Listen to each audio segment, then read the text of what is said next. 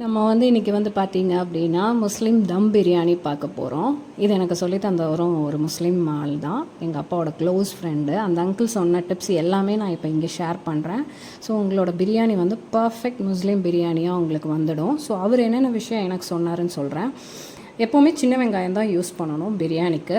இன்னொன்று மட்டன் இப்போ நான் 1/2 kg ரைஸ் எடுத்திருக்கேன். ஸோ அதுக்கு 1 kg மட்டன் யூஸ் பண்ண போகிறேன். மல்லியில் நம்ம 1 கப் எடுத்தோம் அப்படின்னா அதில் பாதி கப் தான் புதினா எடுக்க போகிறோம். அதே மாதிரி தக்காளி முதலே வெட்டி வைக்கக்கூடாது. முதலே தக்காளி நம்ம வெட்டி வச்சோம் அப்படின்னா புளிப்புத்தன்மை வந்துடும். ஸோ நம்ம எப்போ உள்ளே போட போகிறோமோ நம்ம அந்த டைமில் தான் பார்த்திங்கன்னா கட் பண்ணணும். நம்ம பிரியாணிக்கு நான் என்னெல்லாம் எடுத்திருக்கேன்னு பார்த்துடலாம். தாளிப்புக்கு பட்டை, கிராம்பு, 2 ஏலக்காய் எடுத்திருக்கேன், 4 பச்சை மிளகா, சின்ன வெங்காயம், பட்டாவை பொடி பண்ணி வச்சுருக்கேன்.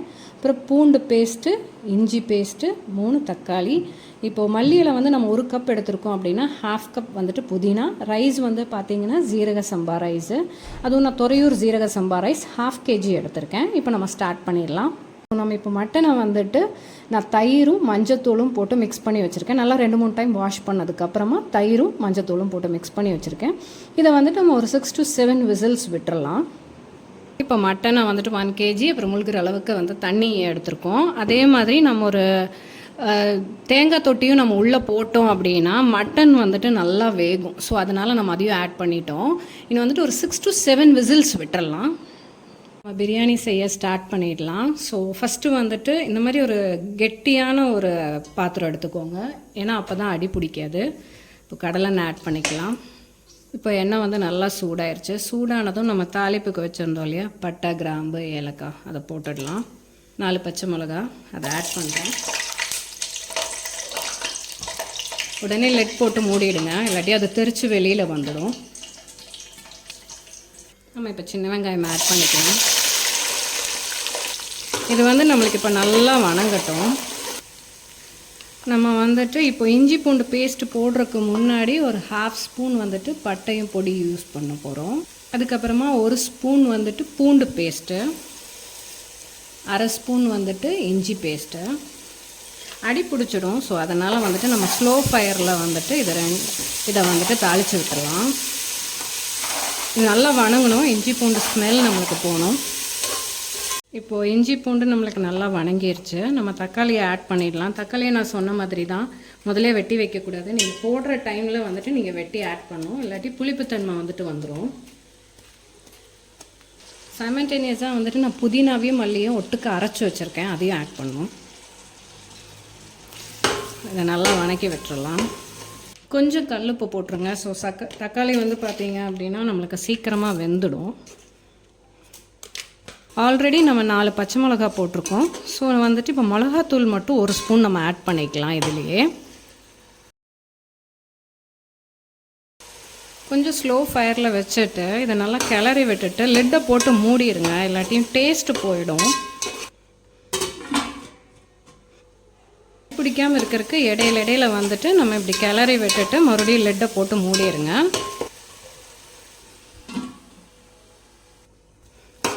தக்காளி ஓரளவுக்கு வணங்கி இருக்கு.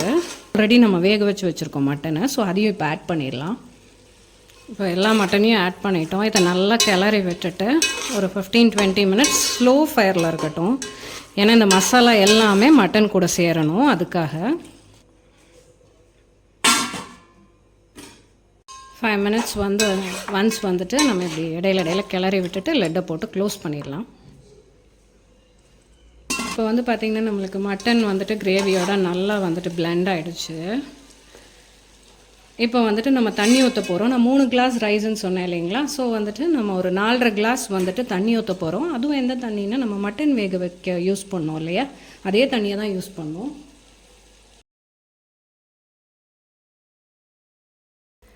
இது இன்னும் நல்லா கொதிச்சதுமே நம்ம ரைஸ் போட்டுடலாம். சைமல்டேனியஸாக நான் இதில் தண்ணி ஊற்றி கொதிக்க விட்டுட்டேன். பக்கத்துக்கு ஸ்டவ்லேயே நான் என்ன பண்ணிட்டேன்னா ஒரு நல்ல தோசைக்கல் ஒரு இரும்பு தோசைக்கல்லை சூட் பண்ண விட்டுருக்கேன். ஏன்னா நம்ம தம்மு போடணும் இல்லையா, அதனால்.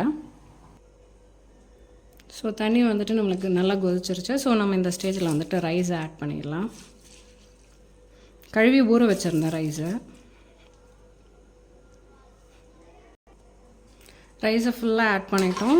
இது இப்போ நல்லா நம்ம வந்துட்டு ஒரு மிக்ஸ் பண்ணி விட்டுட்டு தேவையான அளவு நம்ம உப்பு பார்த்துக்கலாம். உப்பு பார்த்துட்டு உப்பு பத்தலைன்னா நம்ம உப்பும் ஆட் பண்ணிக்கலாம்.